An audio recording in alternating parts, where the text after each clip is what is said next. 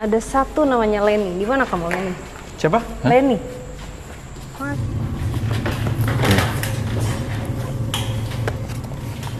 Kayaknya dia deh, Pak. Nggak tahu. Lihat lagi. Luka. Ada Luka luka. apa? Tadi gue bilang sama lo. Kayaknya dia luka.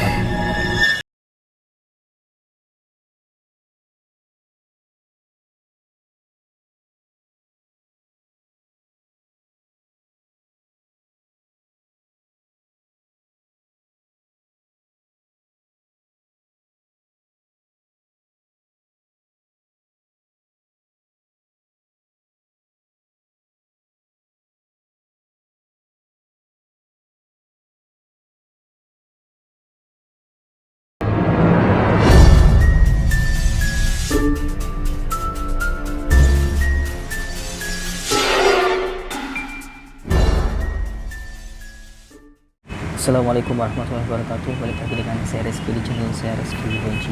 Dalam video ini gue bikin di luar karena biar menghayati dan seperti yang ada di ceritanya. Dan video yang akan dibuat kali ini adalah sebuah reaction sebenarnya dari rangkuman cerita tentang hantu Lenny atau Korean Lenny yang diceritakan dalam DMS. Jadi di dalam videonya itu ada 1 jam, sekitar 1 jam 30 menit ya. Maaf kalau misalnya videonya agak sedikit berisik karena emang ini ada di luar, karena si hantu Lenny ini ada hubungannya nanti, makanya saya ada bikin di luar. Dan jujur sebenarnya saya nggak pengen bahas action, tapi saya mau bahas Korinnya, tetapi karena ceritanya bener-bener bikin terenyuh, ceritanya bener-bener bikin terharu dan hampir jujur gue pengen nangis dengar ceritanya tentang hantu Lenny ini.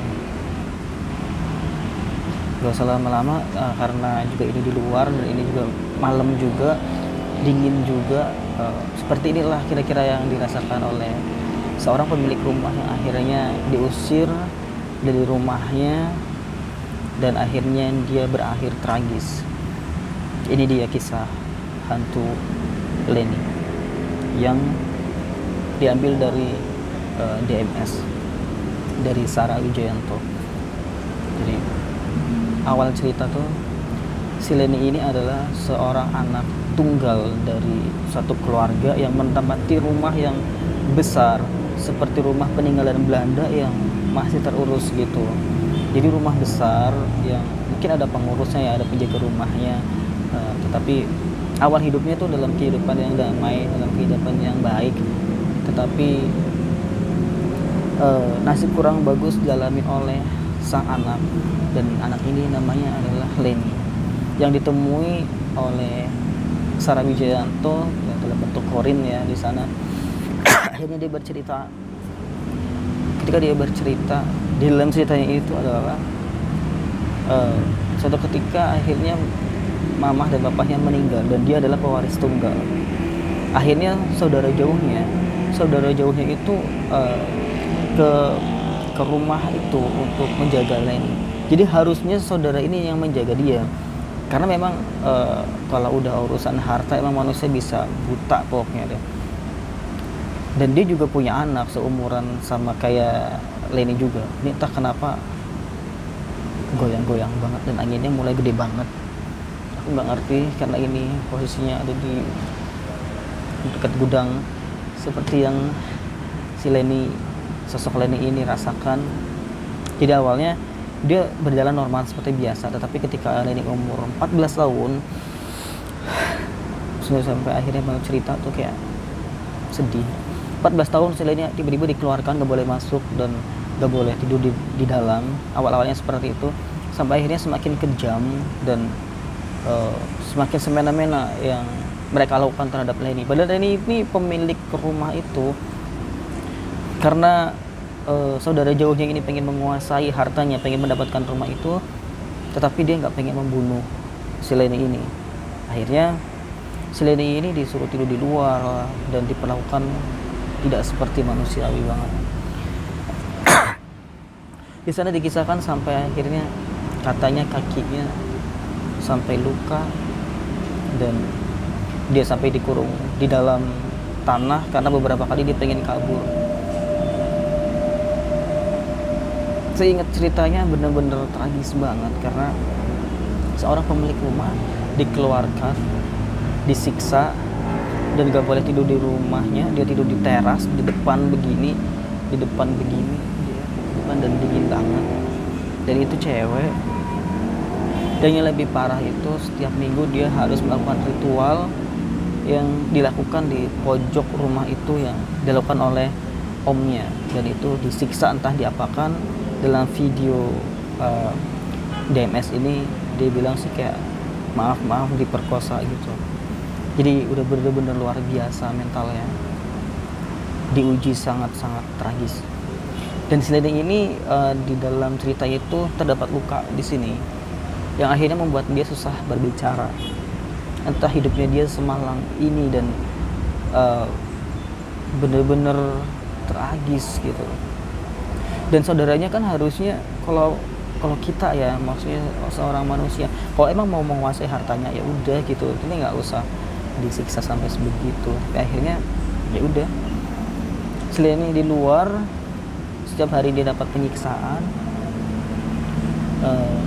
Setiap dia mau ke kamar mandi itu ada waktunya. Jadi pernah dia lagi sakit dan sampai menggigil banget, dia di situ, dia tidur di situ. Bener ini kayak ada suara lain. Tapi kita harus lanjutkan ceritanya. Jadi karena belum bahas masalah korinnya juga. Jadi Sileni ini akhirnya mendapatkan perlakuan yang tidak manusiawi. Sampai akhirnya dia mau mandi aja disiram aja begitu.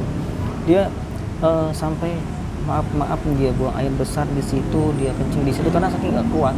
Dia nggak boleh masuk ke rumah, dan kalau kamar mandi dia ada waktu-waktu tertentu dia balik ke kamar mandi. Beberapa kali dia pengen kabur tapi selalu gagal. Pada suatu hari dia nih dimasukkan ke satu lubang bawah tanah yang bikin tragis, dan dia itu ditutup pakai kayu di bawahnya, dan dia tinggal di situ, dikasih makan di situ. Suatu hari Sileni ini pengen kabur dari saudara yang ini, akhirnya berhasil kabur. Tetapi naasnya karena di situ ada kakinya luka, dan dalam ceritanya di situ kakinya luka sampai ada ulatnya karena gak diobati.